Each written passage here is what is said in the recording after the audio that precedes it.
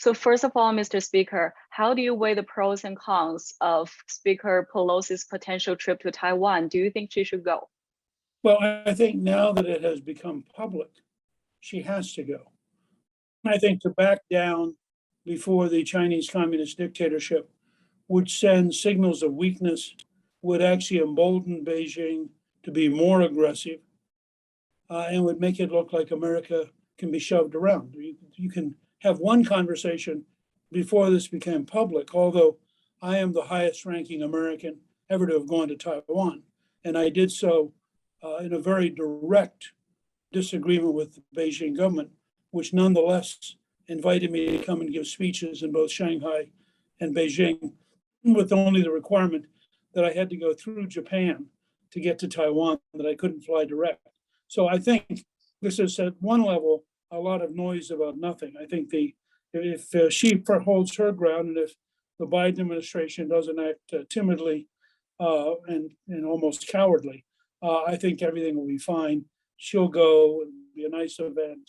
Hope she takes a bipartisan delegation. And I saw a note this morning that she'd asked some Republicans to go with her. And I think that's a good signal of our support for Taiwan not being occupied or invaded by the People's Republic. As you mentioned, that when the CCP threatened to withdraw your invitation in 1997, you insisted on going to Taiwan. But now China is a very different country now. Do you think your trip is still a good reference for Speaker Pelosi?